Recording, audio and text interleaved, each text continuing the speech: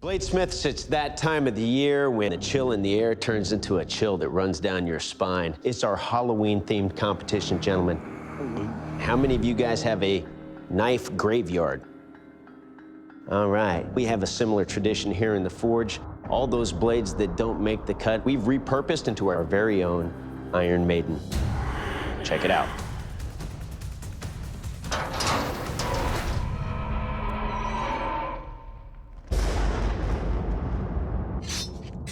Bladesmiths, in the first round, you will need to harvest at least 3 of these dead blades and forge a billet from which you will make a zombie apocalypse knife that is between 14 and 16 inches in length as measured from tip to plunge grind. This blade must also have 3 gut hooks along the spine. You'll have just 3 hours to forge your blades here in the first round. Failure to meet a single one of our parameters, well, you can see what happened to those guys.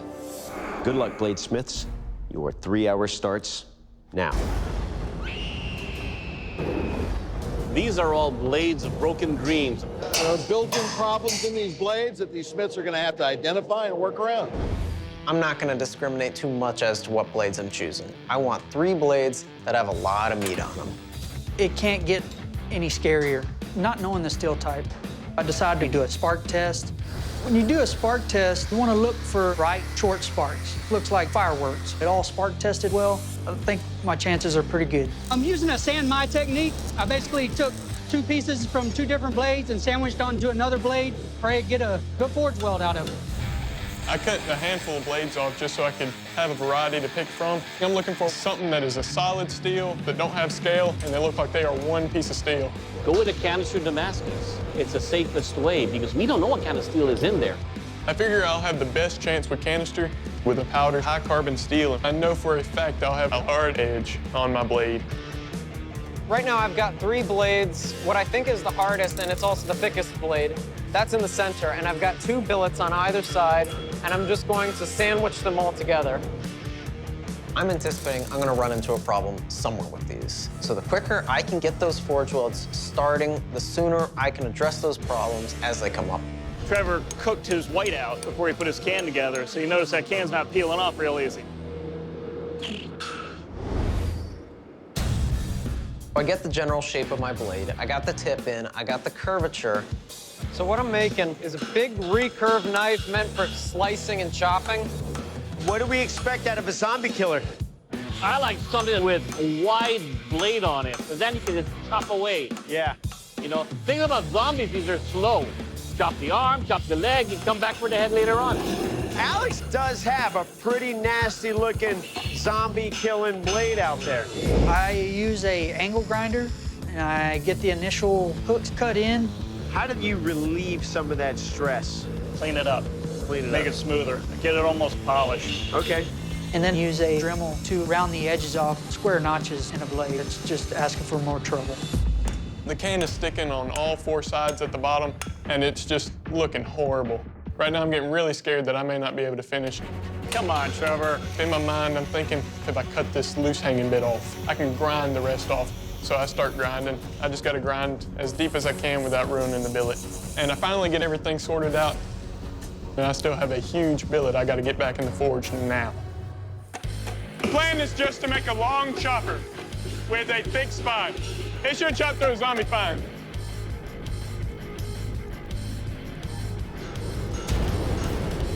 Is that a quench? As I come out of the oil, I realize I got a slight warp on just my tang. I decide, you know, straighten it out as best as I can on the anvil, and then hit the grinder, grind out what I need to. When Jay Neilson's beaten into a tombstone, if it's gonna break somewhere, it's gonna break on one of those gut hooks. So I put them right towards the tip where there's plenty of mass below them that hopefully the shock won't just go straight to them, but rather it will disperse throughout the blade evenly. Personally, I do not like gut hooks, but I will say my gut hooks look vicious. Bladesmiths! 15 minutes! 15 minutes remaining! I pull it in and out of the forge, trying to make sure everything's even. Nice salmon color is what you want there. There you go. At least you didn't quench it when it was too hot. I pull it out of the oil, and it's got a bad warp in it. Just lay it on the anvil real quick to see if it's straight. Starting to warp. Hey, guess Got a what? little warp right there. 15 seconds. Will starts counting down and I get worried. I flip it over so the scoop side is facing up and I'm hoping that it'll suck the heat out of the middle and bring that warp down slowly. 5, 4, 3, 2, 1. Bladesmiths, shut down your machines, drop your tools, pull your blade out of that acid edge. This first round of competition is over. Bladesmiths, welcome to the strength test. Using the most violent action we could come up with, we will test your blade's edge and strength of construction by smashing it, bashing it, and violently slashing it into this headstone. And who's gonna do all that for us? Our own beast from the east, Jay Neilson. Alex, you're up first. Are you ready? Yeah. All right, Jay.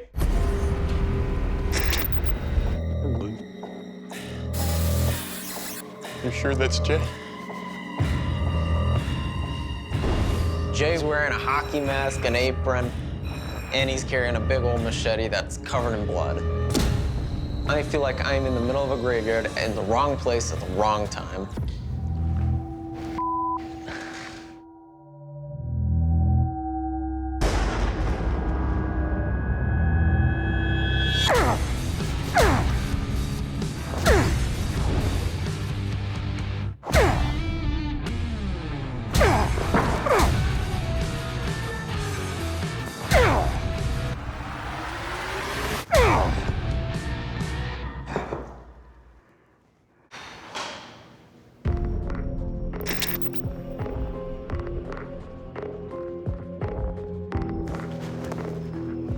That was fun. Man. Held up good, Alex. The only downside to this is it tires your wrist out really quick because you can only hold on with these 3 fingers. Back here, there's really nothing. But aside from that, it's tight, it's sharp. Good job. You successfully resurrected a blade from the grave. Thank you. How you feeling, Trevor? Nervous. Nervous? I'm not nervous. Let's just do this. Do it, do it.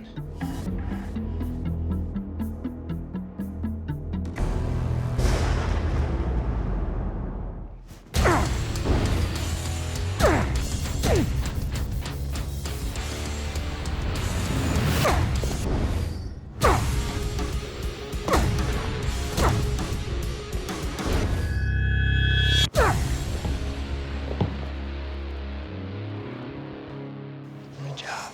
Thank you.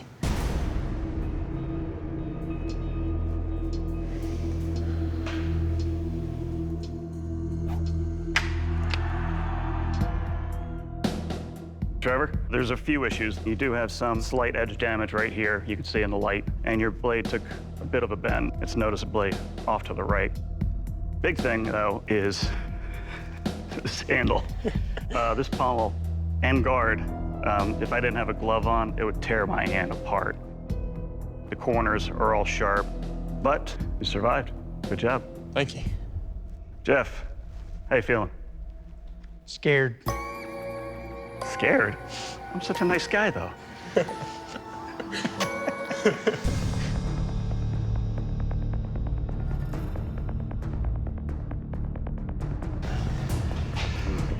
That's not a bone guard. Yeah, it's a part of the guard. It'd probably pop right off. As the judges are going over my blade, I pretty much know right then that it's some issue with my handle. All I can hope for is my blade is able to be tested. Think you could be tested evenly and fairly with the other blades? Okay, so that's not a bone guard. All right, let's go tell our guys. Jeff, the parameters for this particular round of competition was that your knife have a bone guard and a skull crusher by the end of the round so that we could test it evenly and fairly with your competitors. You've missed that parameter, and like I said before, that's grounds for immediate dismissal from this forge. So I'd like to invite you to shake my hand, shake the judge's hand, and then please leave the forge. I completely agree with the judge's decisions. I would have sent myself home. Alex, Trevor, congratulations. You boys are now in the third and final round of this competition. And now it's time to send you back to your home forges to recreate this iconic weapon. Jay Neilson's War Scythe. Good luck, Bladesmiths. We'll see you in 4 days. Yes, sir. I'm back at my home forge. I got all my own tools, but I am certainly gonna miss having a power hammer. I've got to do all this by hand. It's gonna be a much bigger challenge. Today I am rough forging the scythe portion of the weapon. There's just a lot of material, and I'm doing all this with a hand hammer, so it's just gonna take a while. So as I'm drawing out my billet, my hammer just breaks on me. I had to switch to a different hammer mid-heat, so it's just one other thing I gotta deal with. The start of day 2, I'm gonna work on forging out another scythe head. I'm gonna use my first blade as a template, hopefully get everything cleaned up so I can heat treat by this afternoon. Now the storm is starting to come back through. I'm hoping we don't have a problem. The power went out. I'm really not gonna be able to use my mill or my grinder. Without these power tools, I'm not gonna be able to finish my blade. This is not what I want. It's the start to day 2. So I decided to make the bottom blade out of 1095, so it doesn't need to be terribly flexible. Everything seems to be going well. So I'm about to start grinding, and I go to check my blade, and the main blade is under 12 inches. I'm almost a quarter of an inch under parameters. Luckily, I haven't started grinding yet, so I can still go back and forge the extra bit out. So I'm really glad I found this problem before it was too late. Finished all the rough grinding. I want to get the quench.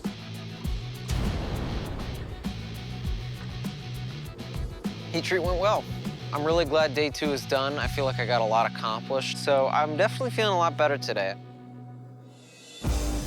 The power came back on, but right now I just want to get that smaller blade heat treated, to work on the bigger blade, and then get into making the handle. Everything looks pretty straight. The next step right now is going to be heat treating the forks, and then I'll finish everything up and make it look real nice. The forks heat treated great. I'm going to use this aluminum bat to test it. If the aluminum bat damages these forks any, it's a problem. That's pristine. I have to work on this wood handle now. Everything's fitting really well. I'm going to move on to the detail work. So it's the morning of day 4. Right now, all I gotta do is the final assembly. I'm in the home stretch. Feels very tight. So judges, we're looking forward to you swinging this blade. It's gonna be a beast, and I hope it handles well. Oh, jeez.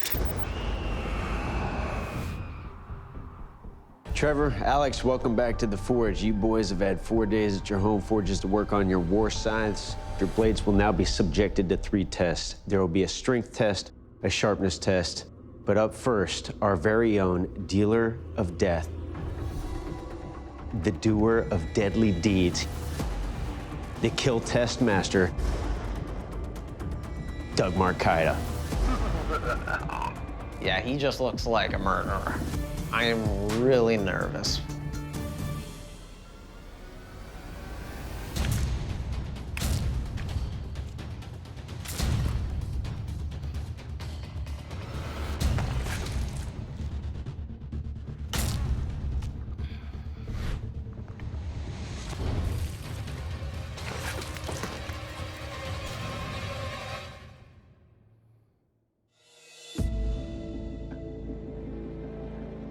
All right, Alex.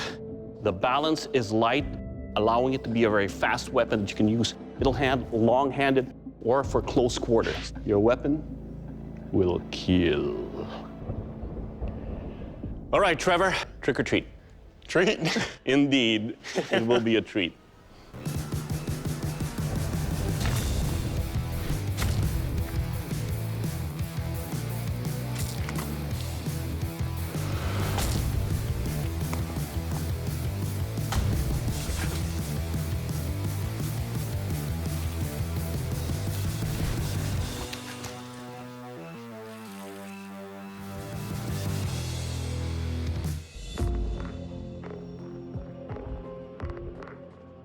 All right, Trevor, the tip alone penetrates deeply into the gut, and the edges here are sharp enough to, well, make it lose its head. Overall, sir, it will kill. Thank you, sir.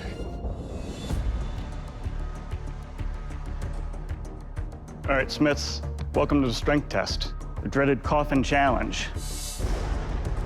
I'm gonna take the bones and beat them repeatedly into the blade of your scythe. And Alex, you're locked in and ready to go first. You ready? Yep. That's what I want to hear.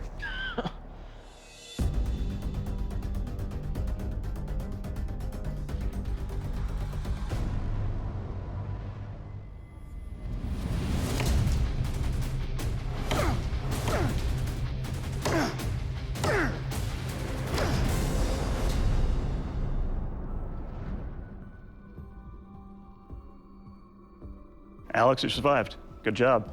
The only issue I have, you have some slight rolling on the edge, and the head of this moves, so it's not secure anymore. But your edge held up great. Good job. Thank you. How you feeling, Trevor? Pretty good right now. Good? We'll see how you feel in a minute.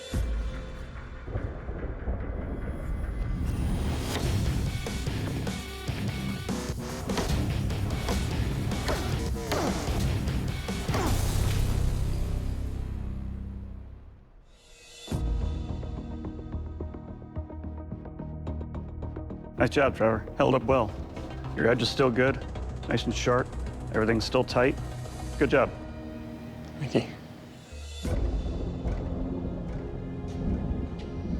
All right, Bladesmiths. This is the sharpest test, the zombie surprise.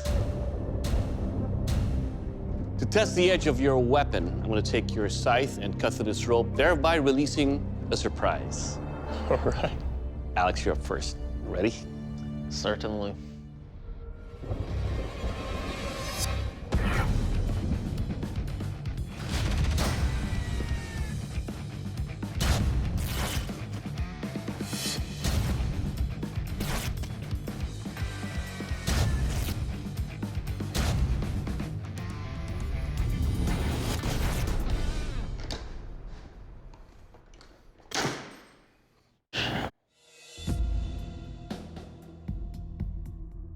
All right, Alex, it cut easily on the rope. When you're puncturing this, it cuts through and slices. It will cut. Thank you. All right, Trevor, your turn. So you ready? Hell yeah.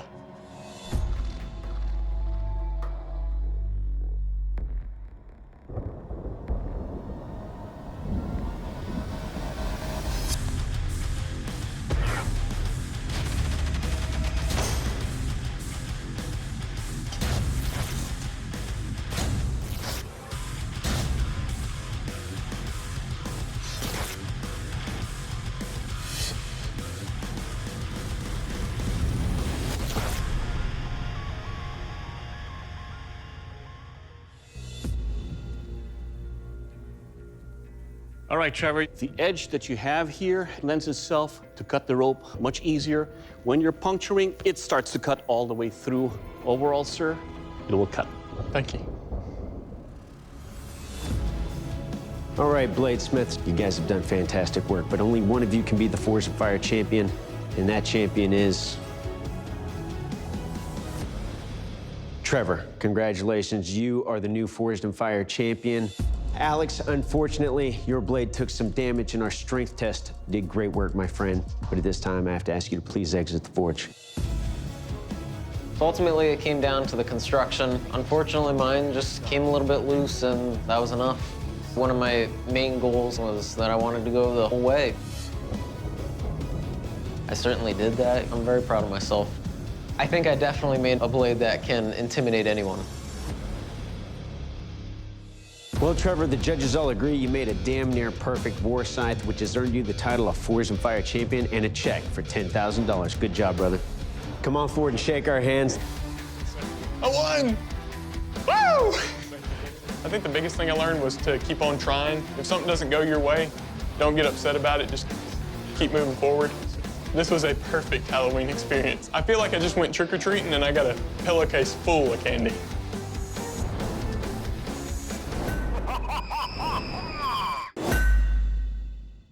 All right, Bladesmiths, I know you guys are probably chomping at the bit to jump into this, but today we're gonna do it lentamente, slowly. And by that I mean bit by bit. In this first round of competition, you'll have to take at least 3 different sized drill bits and combine them into a canister to make a Damascus billet from which to forge a signature blade in your signature style that is between 12 and 14 inches in length. Good luck, bladesmiths. Your 3 hours starts now. All right, each of these bladesmiths to make Damascus billets is taking 3 different sized drill bits, loading them into canisters. I definitely want to avoid any of the milling bits or the high-speed drill bits because I know those are going to have a lot of chromium in them, so it's not going to want to weld. I'm going to go ahead and choose the jackhammer bit and some of the old augers. They're a little more simple, so not a lot to mess with the welds. Those auger bits out there are really pitted with rust, so there's a lot of cleaning to do to get those nice enough that they are going to weld well. To tell if these bits are hardenable steel, you need to look at the spark pattern of the steel. Sparks that are long and bursting at the end are very good steels for knife making. I would say you don't rely on that bit steel at all for your edge.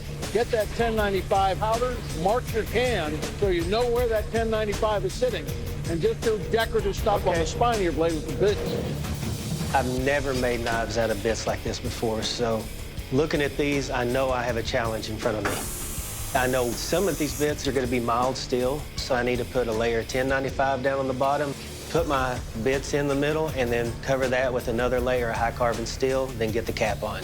I'm going to keep the can on that's mild steel, but I don't want my mild steel to be on the cutting edge, so I weld a tab on the top of my handle. That lets me know where I want the top of my blade. My knowledge of canister is minimal, but I do know with any forge weld, you want to leave it in the forge long enough that it gets hot to the middle. So my rule of thumb is 10 to 15 minutes on that first weld to make sure that it sets correctly. Big Blue is powerful and fast. I can get this steel moved quickly into the shape I need, but also I can make my steel way too thin. Whoa. There you go. That's one way to get that work stick off of there. Yeah. But now it's a fight with the tongs to get it off the ground. Are you still using? No, go ahead. Okay. Now that my billet is up to the thickness that I'd like and the width that I'd like, I start forging in my tip. What Sawyer's doing right now is a really good way to put a tip on. If you actually hang just a little bit of the blade over the anvil and you start working in that tip, the blade doesn't slide away from you. I have a lot of hammer experience, so I'm very used to forging my tips in by hand. I'm pretty stoked. Everything looks solid. I'll go shape the tip, I'll shape the tang. I think I'm gonna go for a large buoy. I do a lot of buoys. They're kind of an iconic American knife. I'm really enjoying watching Justin work here. Every step that he does has a purpose to it. I am kind of obsessive compulsive over minute details. At this point, I'm feeling pretty good, so I want to grind off that top layer and make sure there aren't any surprises.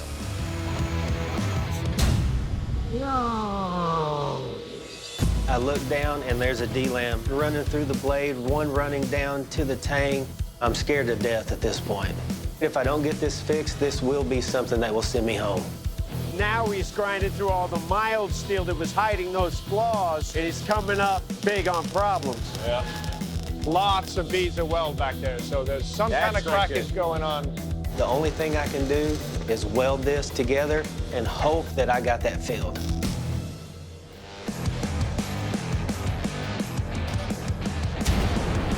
Sawyer's blade is quenched. I take it out and there's a warp, and it's not a small warp. I need to fix this. Justin's blade is quenched. I get it on my straightening jig and hope that everything comes out straight. Ben's blade is quenched. 3, 2, 1. Bladesmiths, shut down your machines, drop your tools, stop what you're doing. This first round is over. Gentlemen, welcome to the strength test, the cinder block chop.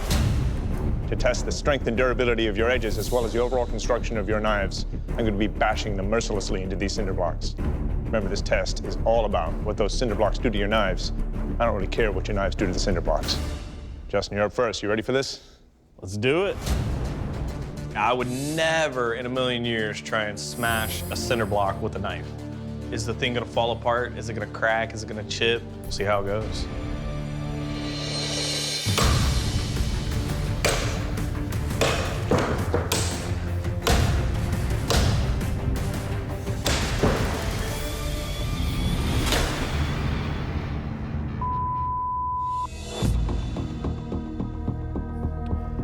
Well, Justin, first things first, it's all in one piece. Nice job with that. All the welds are still tight and nice. For it to hold up this well in this test is a testament to your abilities. Well done. Thank you. Sawyer, how you feeling? Not good. I'm looking at the cinder blocks and they seem scary. They're big and they're very hard, and I'm super nervous at this point about what's gonna happen to my blade. This is crazy.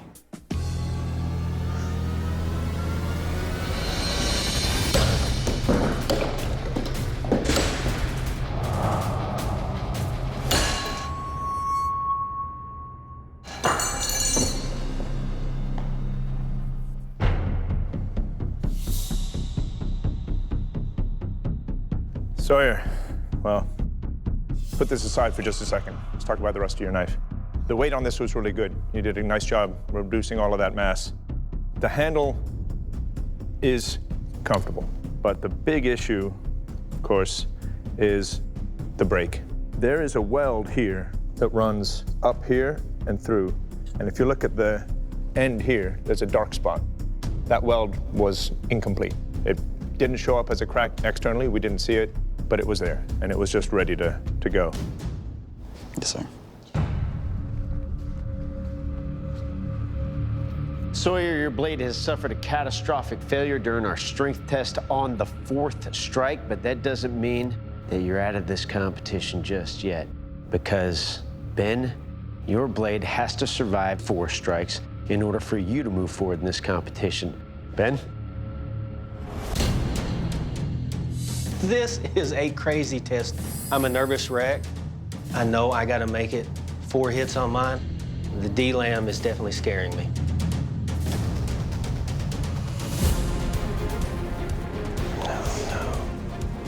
See this weld that ends in these cracks right here? Mm-hmm. Oh, my Lord.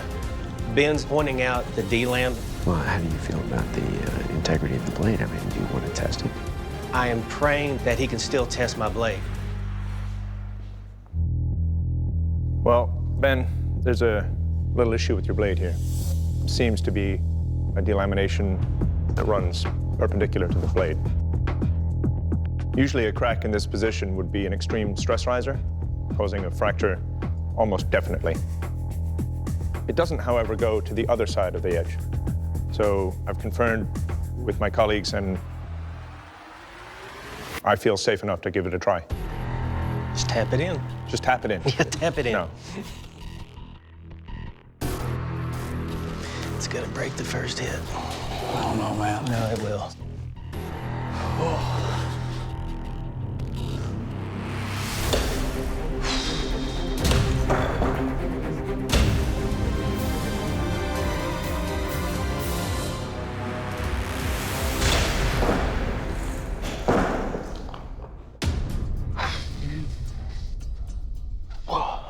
Are shaking. I would have never thought that. Ben, congratulations by a kitty whisker. Your blade survived. Sawyer, that means that your blade doesn't make the cut. Please exit the forge over here to your right. I'm a little disappointed, not gonna lie. It's pretty sad. I hate to see a blade break. Appreciate it. That was a violent effort. Thank you. Apparently there was just something within the steel that just didn't quite weld right. But I love the competition. I had so much fun doing it. Sorry, awesome job. Appreciate it. When I get home, I'm gonna sleep for 13 hours straight probably. And then I'm gonna go to the shop and do some canister Damascus. All right, Bladesmiths, congratulations. You've made it into the 3rd round of this competition. Now we're sending you back to your home forges to recreate an iconic weapon from history. That weapon is the Boa-Zande Sword. The Boa-Zande Sword hails from Central Africa and the tribes of the Congo. The short sword was used not only to wage war, but also as a ritual object and status symbol. The more ornate the sword, the higher one's stature and authority within the tribe. Typically, African blades have wildly varying specifications and shapes, and this sword is no different. It has a thin ricasso that flares wide to a leaf shape. From there, it tapers to a devastatingly sharp point that's built to make extreme cuts and deep thrusts into the flesh, making the weapon a feared and vicious killer. Good luck, Bladesmiths. We'll see you in 4 days. Good luck. Good luck, man. My name is Ben Jenin. I'm a project manager for exterior signs. I started watching Forged in Fire, and it lit a fire back under me. I was like, hey, you know, this is awesome. I need to get in that part of it. Steel I plan on using is 80 CRV2. I think this will be a good steel because the use it can take, plus it'll hold a fine edge. I want to make sure that I get all the heat straight through this blade. Now I'm ready for quench. I am happy with that. Doing pinstriping, I've done that on a million cars and motorcycles. That's second nature to me. So that's gonna give my spin on this and hopefully put me up and above. Now I'm ready to fit everything up. I put the guard on the blade, make sure everything's where I like it. Son of a bitch. I'm getting ready to start doing my grinds, and I noticed something that looks like a crack. Yeah, we're gonna have to grind on that a little bit. I grind it down. Luckily, it's just on the surface. You know, the good Lord's looking out for me again. Crisis diverted. I need to go change my drawers now.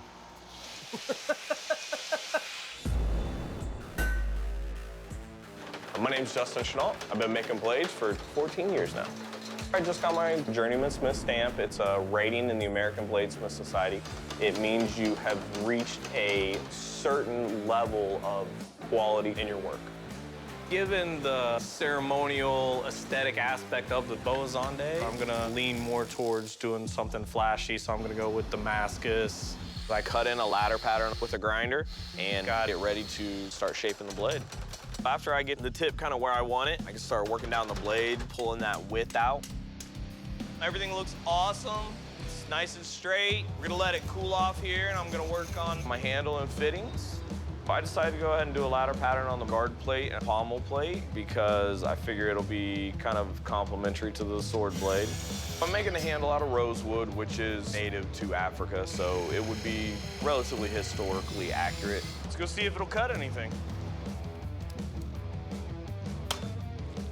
You know, I'm pretty confident that this thing will handle anything that they can throw at it. That'll do. All right, Bladesmiths, this is the kill test.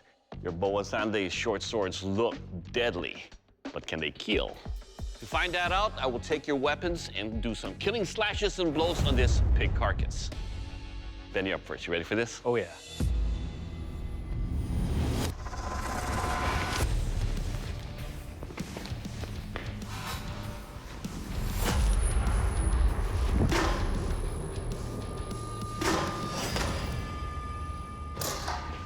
Yes.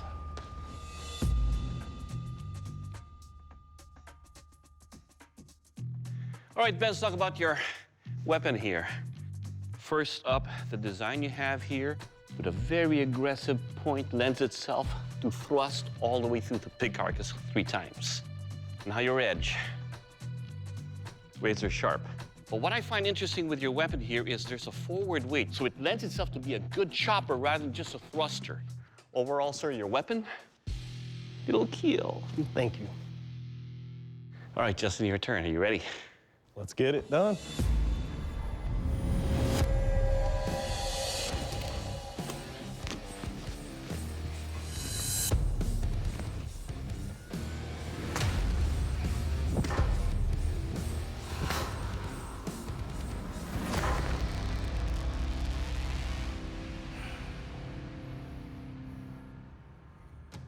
First up, I really appreciate the Damascus pattern that you have on here. It's very stunning to look at. Thank you. Now, the design you have thrusts easily through the carcass, at the same time creates a big wound channel with every thrust and extraction as I'm doing that. Now, it is a much lighter sword than your competitors. Overall, sir, it will kill. Thank you.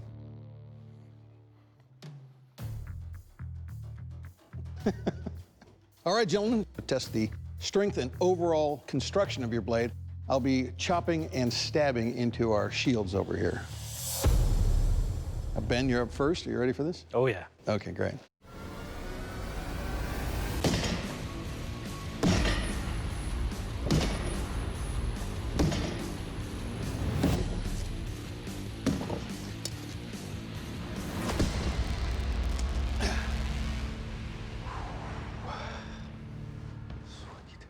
All right, Ben, it's got some weight to it. It's a bit hefty. You know, that hourglass design is a very traditional shape for this handle. But that guard with these corners, not so great for thrusting. It's kind of chewed a hole in my finger. As far as the edge of your blade goes, you don't lose any edge at all. Beautiful work. Thank you. Do your worst. If I was gonna do my worst, I'd just slam it on the concrete. I wouldn't do that to you.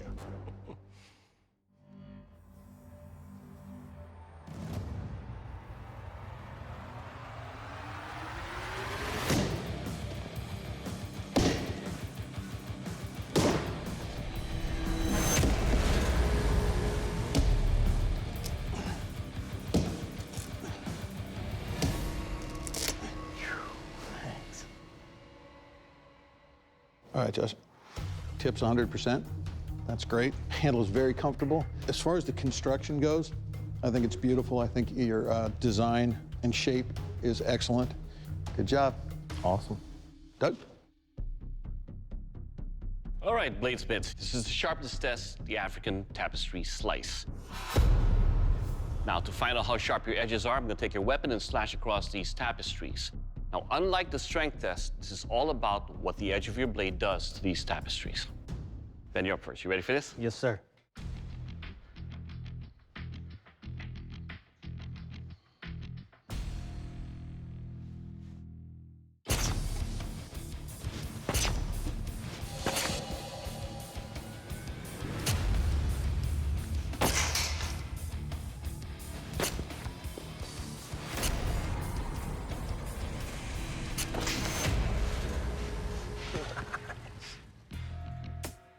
All right, Ben, like hot knife through butter. On the vertical cuts, very easy. It's like cutting air with this. On the edges where it didn't meet the tapestry, it cuts through. The edge is sharp. It will cut. Thank you, sir. All right, Justin, it's your turn, sir. You ready? Yes, sir. Let's do this. All right.